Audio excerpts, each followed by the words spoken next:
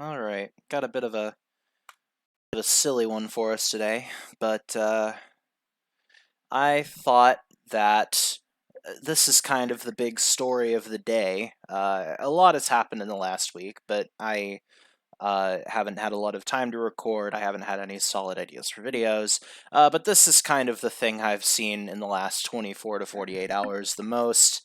It's very silly, and I wanted to talk a little bit about it. It actually took a good deal of scrolling to find a conservative outlet reporting on it, but here we have the National Review under the tag of PC Culture. National Review, for anyone wondering.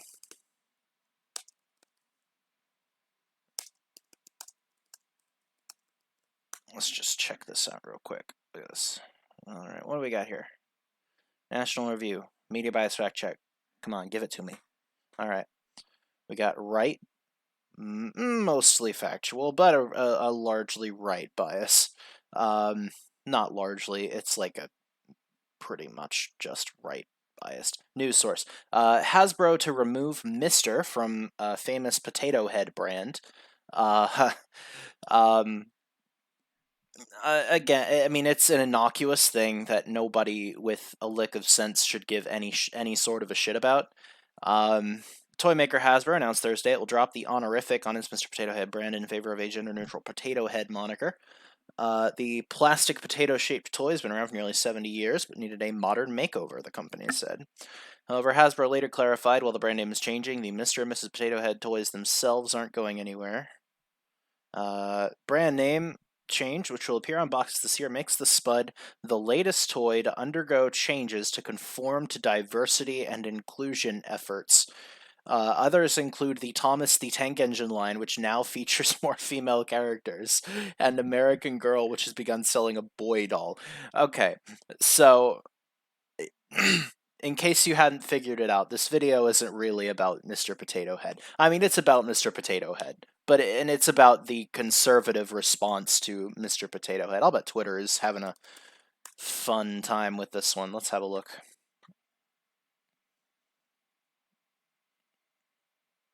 Let's see what we got going on here. Potato Head, Potato Head. Potato Head gender. Let's take a look.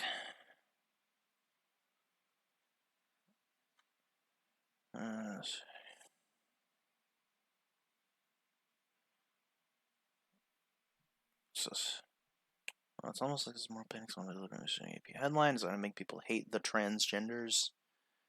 Let's see. Not latest. Latest generally gets. Let's see.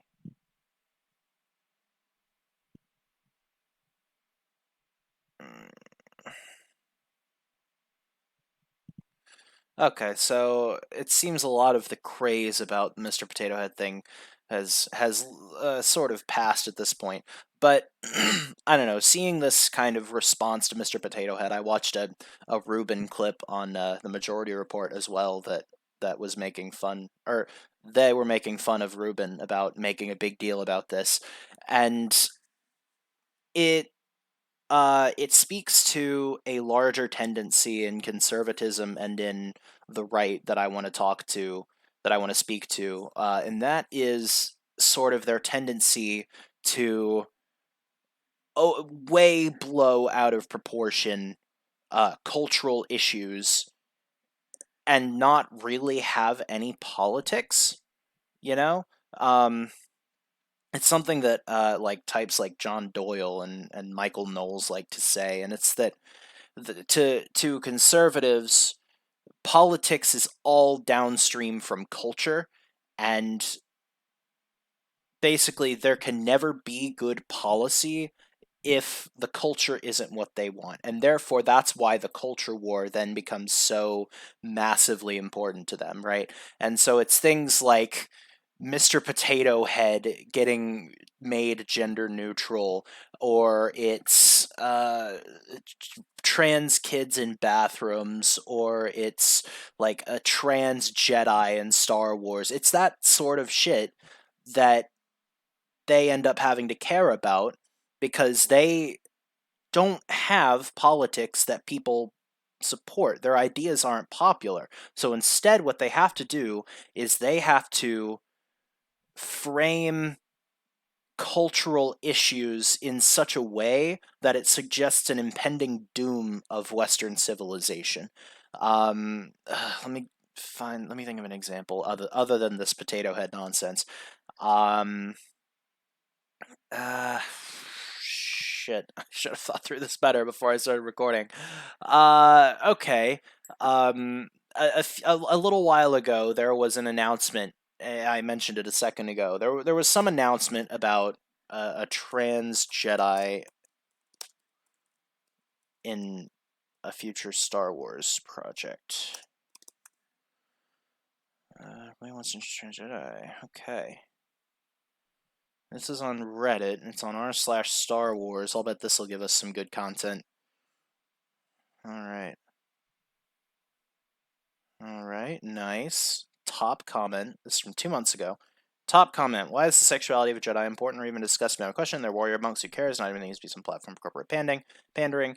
Like, this is a lasting tendency of people on the right or people who just aren't socially progressive to take something that really doesn't affect anybody. Like, if there's a trans Jedi in Star Wars, who gives a fuck, right? Like, I'm trans, I think that'd be pretty cool, but at the end of the day, who are you hurting by putting a trans Jedi in Star Wars? Or who are you hurting by allowing a trans woman into a women's restroom? Like, it's the kind of thing that gets so blown out of proportion. Like, think, like, gay marriage, right? When gay marriage was still being debated, now it's something that thankfully we've largely moved on from and won on that issue, the left did. But, like, when gay marriage was a thing that was being discussed, a big argument from the right was, well, if we allow gay people to get married, then that'll be a slippery slope, and people can marry animals, and people can marry children, and all of this horrible stuff. Ironically, by the way, it's conservatives that often push back against age of consent laws, but that's for another time. And it's like, I don't know. I didn't structure my thoughts as well as I should have before I started recording this, but there's a tendency among the right to, instead of proposing actual policies, because let's think about the things that people on the right want to do.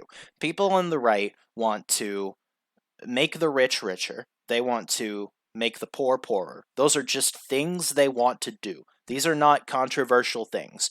They want lower taxes on the wealthy and all around, and then those lower taxes are going to lead to less money for infrastructure and less money for social safety nets and things that will help the poor and the working class. They want to hurt those people. Okay, they want to hurt gay people by not allowing them to get married. They want to hurt trans people by not allowing them to transition, by not allowing them to use the restrooms of their choice, by not addressing them as proper pronouns, what have you. They want to hurt people of color because well, do I need to point to the multiple centuries of American history of consistent and abject discrimination against people of color by conservatives? I mean, I can point to that, and so I guess I will. They want to make life worse for women. They want to reduce women's freedoms by limiting abortion and limiting things like extramarital sex and access to contraceptives and sex education. They want to. Conservative policies make the world a worse place. And that means they can't effectively advocate for those things. So, what they have to do instead is they have to advocate for cultural. What do you want to call it? Cultural purity, I guess? Cultural puritanism, maybe? They have to frame everything as this changing this is going to be a threat to what have you, Western civilization, the white race in terms of white supremacists. It all has to be some sort of a threat that needs to be stopped at all costs, right? and it's just really pathetic. Like, I wish there was a better way to put that, but it really just is kind of pathetic that that conservative wedge issues these days are wah, I got kicked off of Twitter, or wah, they made Mr. Potato Head gender neutral. It's like, what? Okay, how do we engage with these people? I mean, like, people say that, oh, we need a strong conservative party. Thanks, Joe. We need a strong conservative party in this country. Um, but when the conservative party is crying about a children's toy potato, how, one, I don't think that's a very strong party. Two, how are we supposed to meaningfully engage with those people in any sort of policy making when their policy is we're going to make the world an abjectly worse place, uh, and there's nothing you can do about it? Like, uh, I don't know. It's very silly, this whole potato head nonsense. Um, the culture war in general is bullshit, because the culture war is the world becoming a better place for more people and conservatives fighting against that, right? Like, if I had come out as trans even 10 years ago, even in some places even 5 years ago, here in Kentucky, if I had come out as trans 5 years ago, um eh, my situation would have been markedly worse than it is now. I mean, the culture war is a series of wedge issues on the part of conservatives to stop inevitable societal progress from making life better for more people. It is, um, well, we can't have black people getting too uppity. They have to kind of keep using their water fountains. They got to keep using their bathrooms and going to their restaurants. Uh, and then after they lost that issue, it was, well, we can't have these gays getting married. They're all spreading HIV and AIDS. And you gotta stop them from doing that, because what's next? We're gonna be fucking dogs? And then when they lost that issue, they moved on to an even more marginalized group that is trans people. And that's kind of where we're at now. I'm not entirely sure what marginalized group it's going to be after we finally decide that, yes, trans rights are, in fact, human rights, and that trans people can use whatever fucking bathroom they want. Um, I guess once people are more okay with trans people, it'll probably be non-binary people, which is a subset of trans people, um, and I guess we'll just go from there and see what happens. Uh, but there's always going to be some kind of a wedge issue or multiple wedge issues that Republicans are going to just put all of their eggs in one basket culturally and say, this is the thing that we're all going to unite in opposing, regardless of who it hurts. This is what we're going to unite in opposing, because it is just one tiny little ability, one tiny little foothold for us to cling on to some little tiny semblance of influence on the world. And it's really pathetic, and it's really stupid. So, remember at the beginning when I said this was a silly video, and now here we are 14 minutes later, and I'm talking about, like, how pathetic and sad conservatives are. um, no, it is really funny. It is funny to see people mad about something as stupid as this. Uh, I don't have a ton more to say than that. Uh, it's funny. It's stupid. Conservatives are stupid. Newsflash. But anyway, if you liked this video, then be sure to subscribe if you want to see more. There's a little bell, ring that if you want notifications for when videos go up.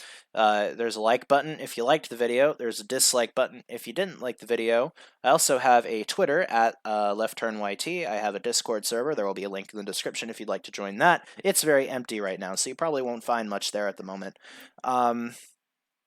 Yeah, if you want, leave a comment. Tell me what kind of a video you want to see, because I sure as shit don't have any ideas. Anyway, yeah, have a good one.